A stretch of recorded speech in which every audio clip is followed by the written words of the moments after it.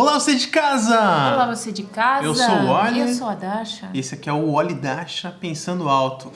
Um canal que quase nunca vai direto ao assunto, são raras as oportunidades.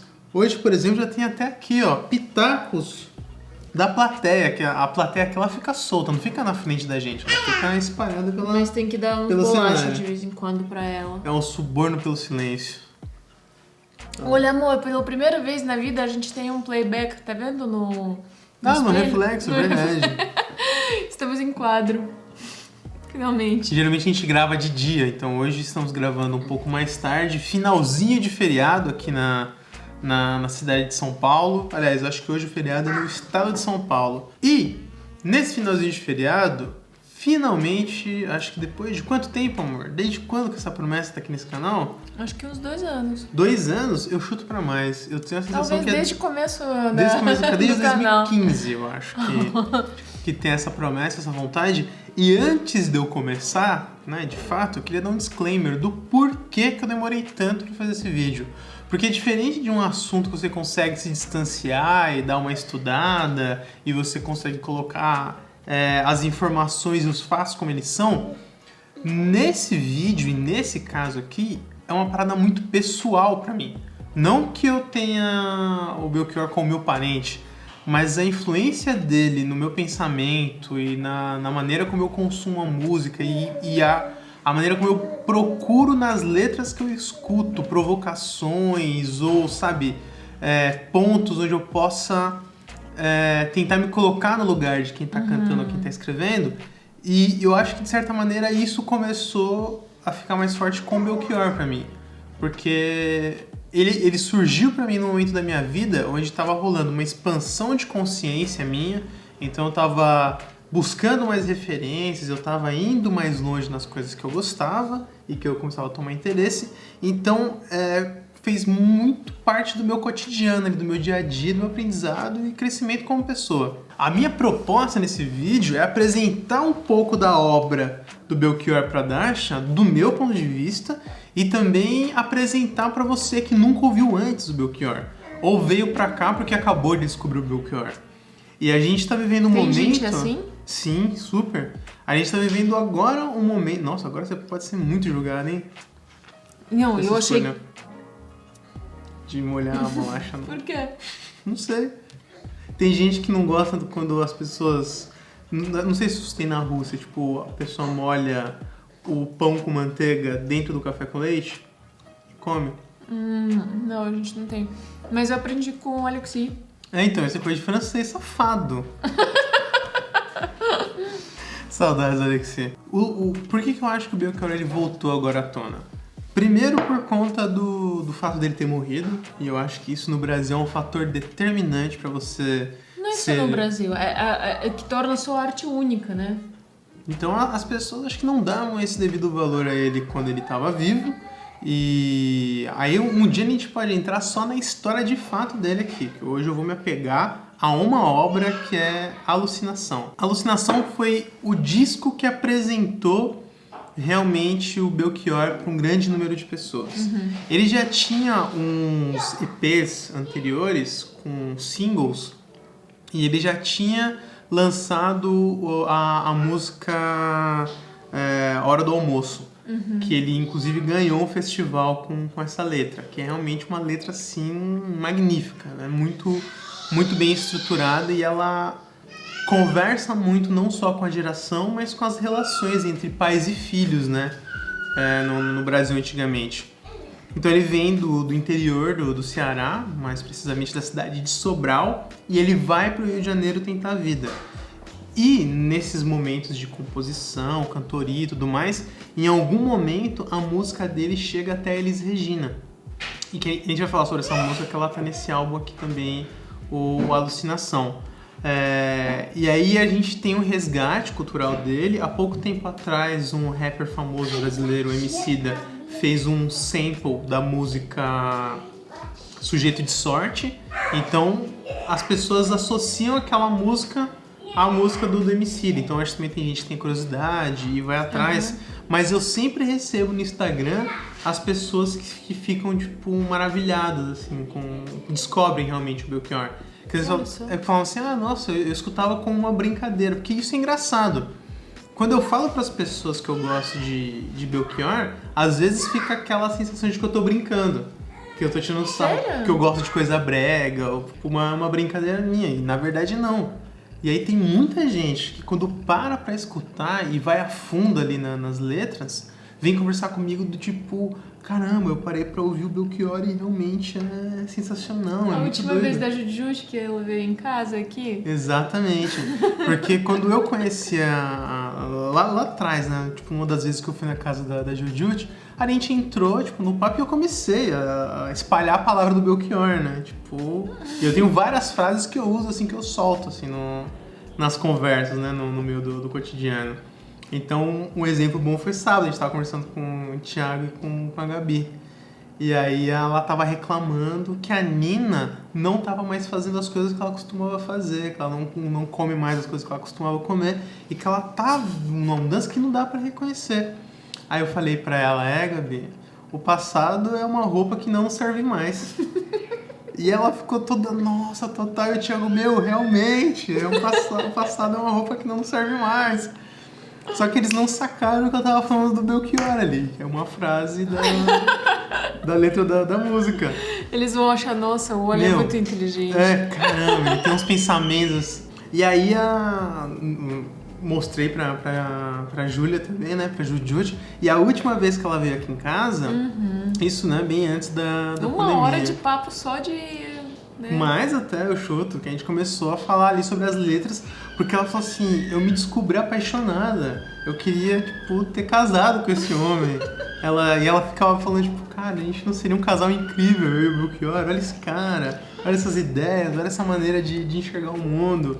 E eu concordei, falei assim, sim, seria, porque... Ela falou que ela errou o tempo, né? Errou o tempo, ela nasceu na época do... Enfim, então eu acho que pra você entender realmente é muito difícil, porque a obra dele, ela conversa de maneira diferente com cada pessoa, porque depende da tua experiência de vida, de quais foram as suas referências. Então, como você tem muitos elementos de cultura diferentes dentro da mesma obra, você acaba em algum momento se sentindo conectado. E aí quando acontece essa conexão, aí você para pra prestar atenção nos detalhes.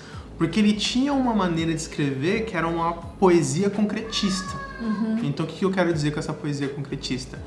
Que além... Porque quando você fala tipo, de música, de poesia, de romance, às vezes você faz umas alegorias, ou você cria umas relações com aquilo que você está sentindo, a ponto de se desconectar tanto da realidade que você tem que fazer um baita esforço para tentar fazer essas conexões. E com a letra que o Belchior constrói, que ela é concreta, ele está pegando elementos da vida ultra realistas que chegam a ser quase uma crônica.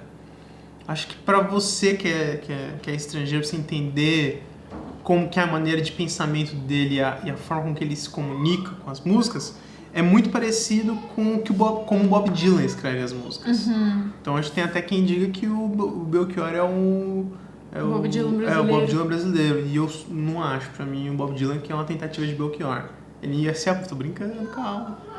Ele se aproxima ali em algumas coisas, né? Tipo, na maneira de se comunicar e tal, mas ele tem uma maneira tão visceral de falar dos sentimentos, das coisas. Que é visceral? Visceral é muito autêntico, é muito da raiz. Ele é uma parada que você sente com muita força, é muito puro, digamos assim. Então, por exemplo, ele fala que é um pedaço, né? Eu vou fazer um recorte, depois a gente vai entrar aqui nessa letra, que eu vou falar de algumas músicas também do álbum, não vou falar de todas. Não vou falar de todas. Mas vamos por partes, eu vou chegar nesse momento, vocês vão ver como que essa construção acontece. Mas tem até o que é esse álbum Alucinação, né? Você começa assim com esse nome, o que quer dizer? E pra mim ele é um retrato da época, da vida do Brasil, e ela se encaixa muito ainda hoje. Então ele foi lançado em 76. Em uma entrevista, mais pra frente o Belchior ele deu a seguinte definição pro nome Alucinação. Para ele o título é Alucinação porque viver é mais importante do que pensar sobre a vida. é uma forma de delírio absoluto, entende? Então ele tá querendo dizer o quê com isso daqui? Que nada é mais louco do que a vida em si.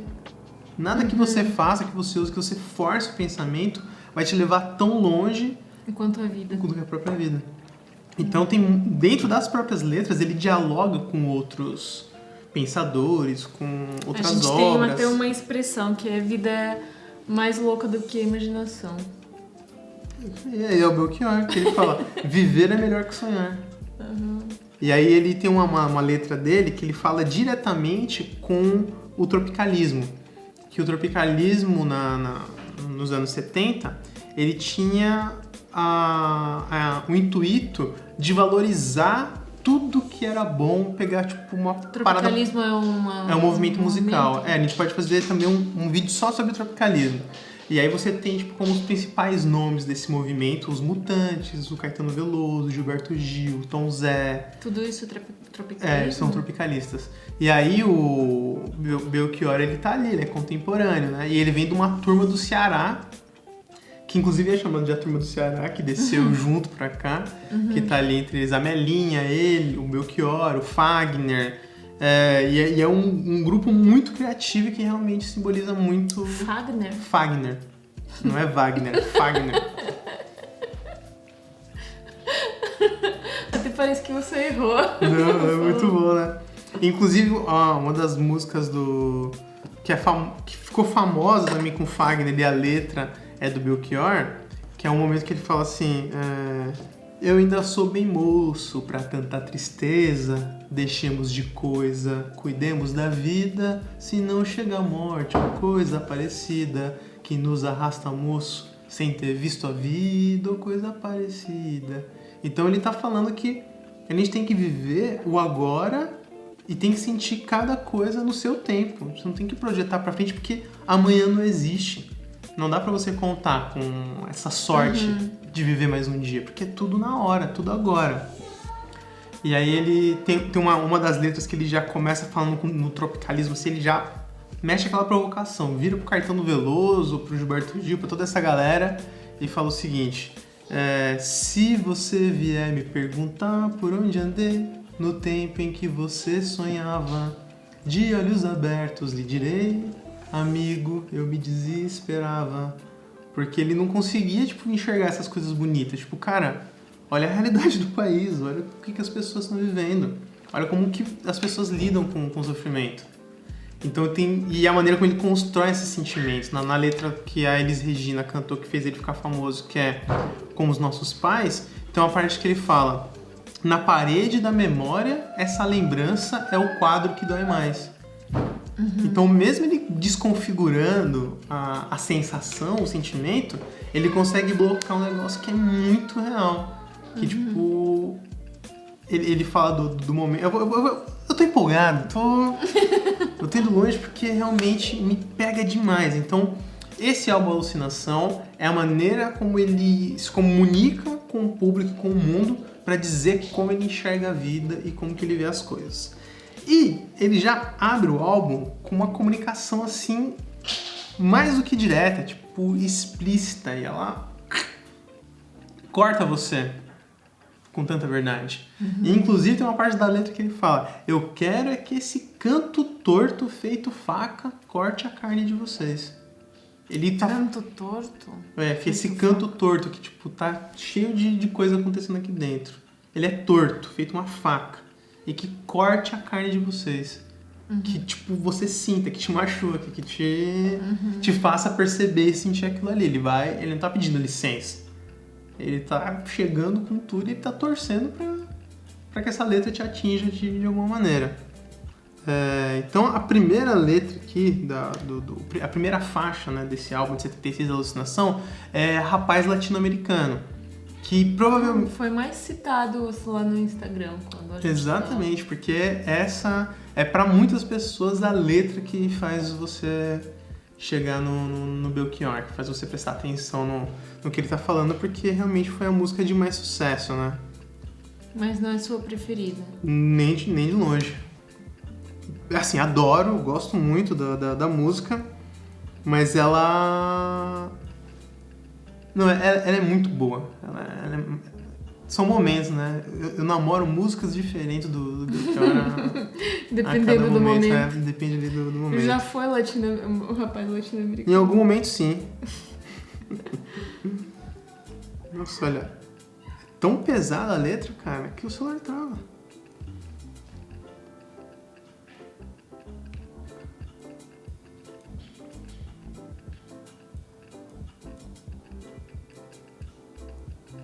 E essa letra aqui, ela foi censurada pela ditadura militar.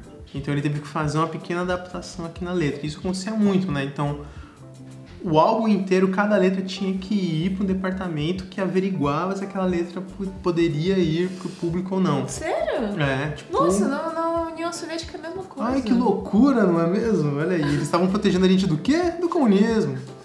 É mole? Então você porque tinha um risco de subversão, de você corromper com o pensamento das pessoas. E lá eles estavam protegendo de capitalismo. Então, eu vou te proteger do comunismo fazendo como os comunistas, eu vou te proteger dos capitalistas fazendo como os capitalistas. Tá vendo? Tudo espelhado. Tá vendo? Belchior tinha razão. Então ele começou a letra falando que ele é apenas um rapaz latino-americano, sem parentes militares e vindo do interior. Porque, tipo, se você não tem parente militar, você não tem privilégio. Você não tem... Você é mais um aí no meio da multidão. Então ele teve que trocar essa parte por sem dinheiro no banco, sem parentes importantes e vindo do interior. Então que ele veio de longe, né? E aqui ele tá... Já é a primeira cutucadinha dele, a primeira brincadeira com o tropicalismo, que ele fala...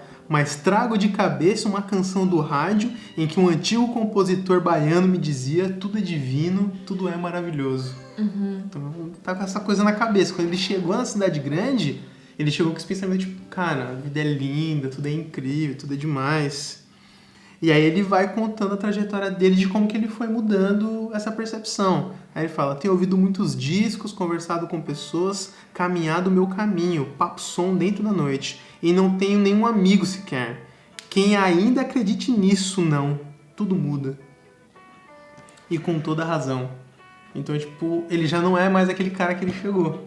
E cada pessoa com quem ele conversa, com quem ele troca experiência, faz com que esse caminho mude. E tudo tem que mudar, com toda razão, porque nós somos mutáveis e as nossas experiências vão moldando a gente e isso faz com que a nossa trajetória seja única e você não vai encontrar duas trajetórias completamente iguais.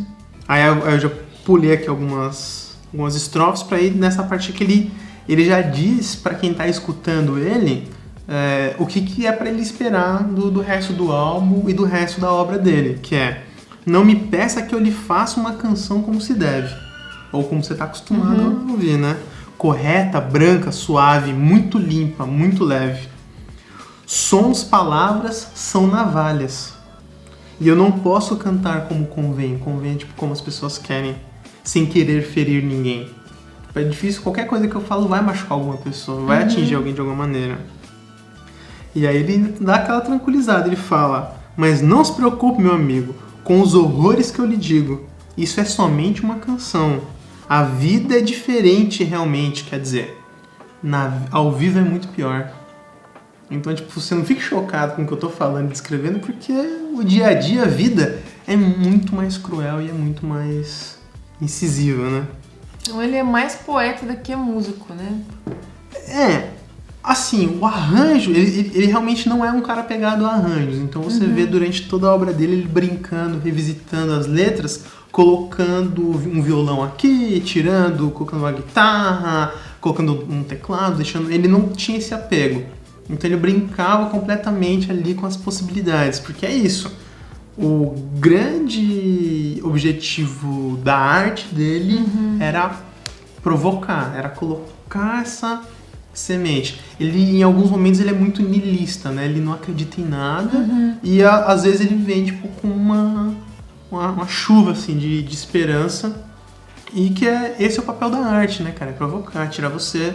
E aqui é uma outra letra que fez que tem a interpretação da Elis Regina, que a gente tem a versão com a voz da Elis Regina, e que muita gente, quando eu compartilho algum pedaço da letra, fala: nossa, adoro Elis Regina, não sabe que a letra é do Belchior. Então Velha Roupa Colorida, ela gravou outras também, gravou um Creep, mas Velha Roupa Colorida e Como os Nossos Pais, você tem, assim, interpretações absurdas. Quando a Elisa, ela tava, assim, mega no auge, que eu acho que é no álbum Falso Brilhante, que dizem, quem viu, que foi a interpretação em palco mais tocante, mais emocionante da história. Inclusive, eu acho que a Elisa é uma personalidade que vale muito a pena a gente ter um vídeo aqui também no canal para falar mais a fundo sobre a obra e a figura que a Elisa representa para a música brasileira. Que você ter uma ideia, ela morreu no começo dos anos 80 e até hoje ela faz parte do imaginário popular e da cultura, e as pessoas citam, escutam. Então ela é muito presente ainda na nossa história, né? Então vamos lá, vamos para a Velha Roupa Colorida. E a Velha Roupa Colorida, ele tá falando justamente dos costumes e da maneira como você vivia no passado. E que as coisas andam, já era. Você nunca mais vai ser como era. Nada como já diria, né? Ele começa, você não sente nem vê, mas eu não posso deixar de dizer, meu amigo, que uma nova mudança em breve vai acontecer. E o que há um tempo era jovem novo, hoje é antigo. E precisamos todos rejuvenescer.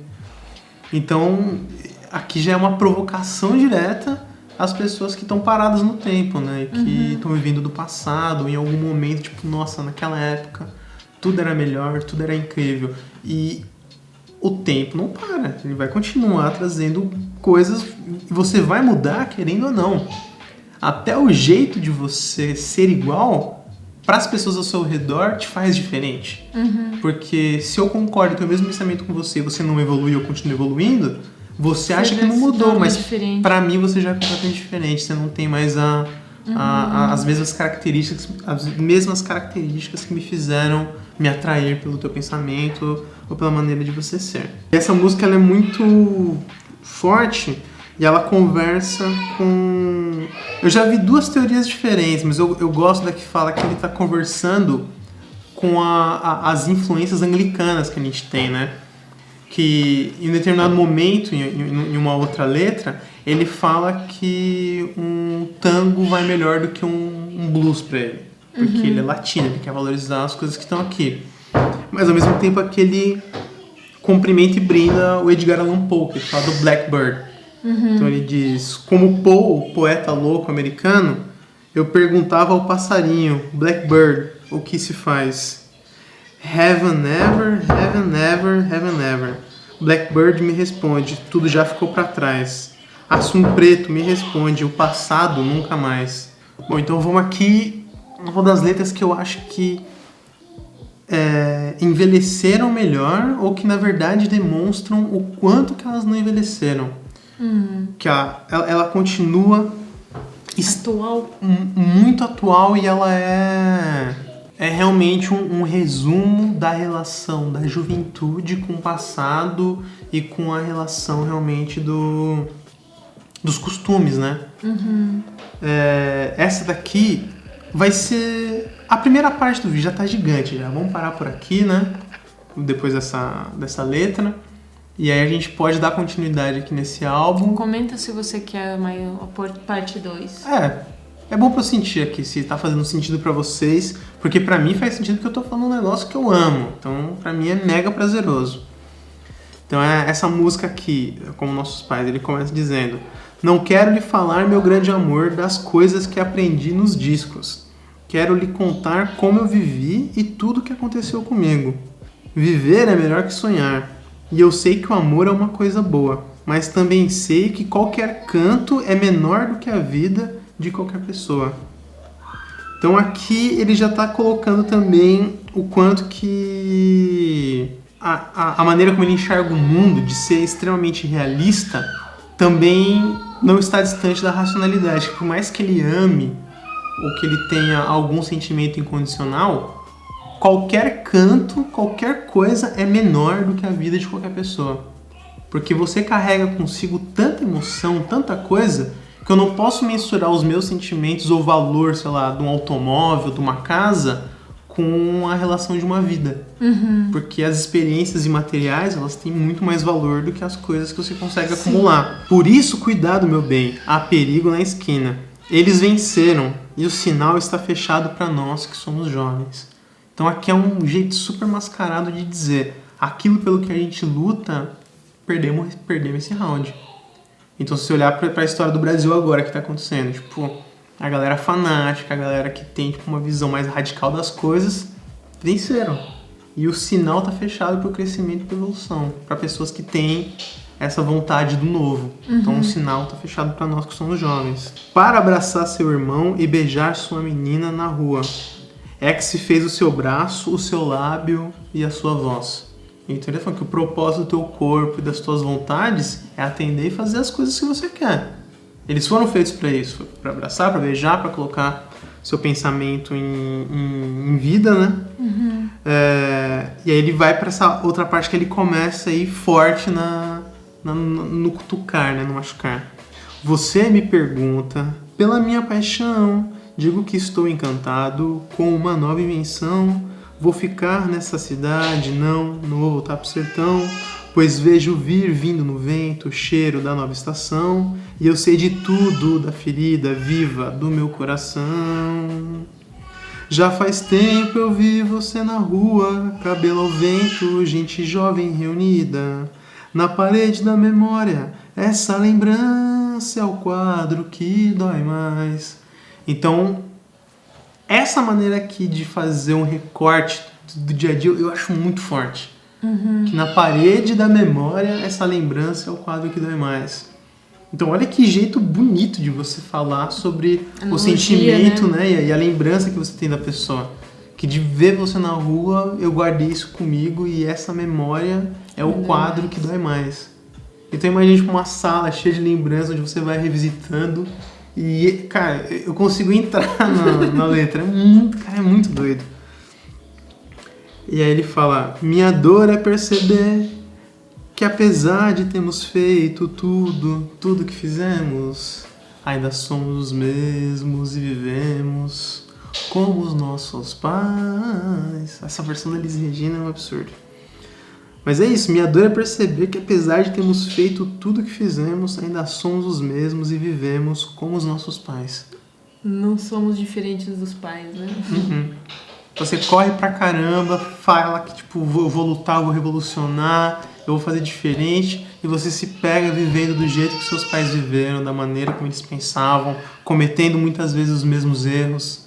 O que mostra tipo, essa relação cíclica que você tem com os acontecimentos e que quantas vezes você que tá assistindo ou você tipo, não se pegou tipo, caramba, isso é coisa do meu pai, isso é coisa da minha mãe. Tipo, nossa, eu sempre reclamei disso e eu tô fazendo igual. Então você acaba voltando, né, pra tua essência.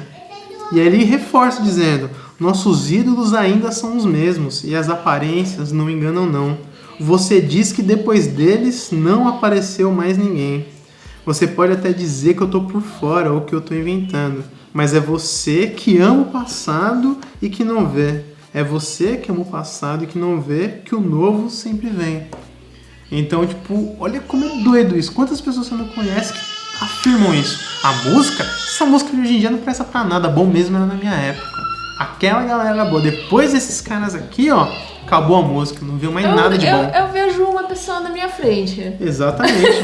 Que fala isso. Mas só que a maneira como eu me relaciono com o passado tem muito disso, de uma carga de saudosismo e com a dificuldade que eu tenho de me conectar com a nova realidade, com essas coisas novas que estão acontecendo. Sim. Então, por exemplo, antigamente existia uma oferta muito menor de conteúdo, de cultura e de tudo mais, e você meio que acabava consumindo de tudo ao mesmo tempo, e depois você escolheria aquilo que você ia gostar mais ou não. Hoje em dia você tem tanta possibilidade, tanta coisa acontecendo, e eu não consigo me conectar com as motivações dessas músicas novas, dos novos movimentos. Eu não que você consigo... mesmo assim tem que pertencer a algum grupo, né, pra poder acompanhar. Sim, pra curtir 100% daquilo. Então, eu não quero agora parar e começar a ver tudo de novo, entender, porque, de certa maneira, eu não consegui estabelecer essa ponte. Sim. Mas eu vou sofrer com as consequências dessa nova cultura. Com Porque certeza. isso afeta o cinema, afeta as séries, a maneira com que a gente vive, as festas que a gente frequenta. Os gostos dos nossos filhos. Ainda mais aqui, putz, tem duas pessoas completamente diferentes que eu tenho certeza que vão consumir coisas muito distintas. Me diga uma coisa, desde quantos anos você gosta do Belchior? Começou com uns 15, 16 anos. E quantas pessoas ao seu redor gostavam dele? Ninguém. E você não falava que você gosta? Não, no começo no começo eu não tinha com quem compartilhar. Tipo, eu tava escutando aí meu pagodinho, mas aí quando eu tava sozinho eu ia pra essas paradas. Então, eu comecei a revisitar a MPB e me interessar mais sobre as músicas, as letras e tudo mais, tipo, mais assim do passado, é que ali pelo começo dos anos 2000, o meu pai arrumou um DVD. E junto com esse DVD veio um show do Tim Maia. Tim Maia ao vivo, Tim Maia em concert. E eu fui criado tipo, num ambiente onde você tinha ali muito pagode, muita música sertaneja.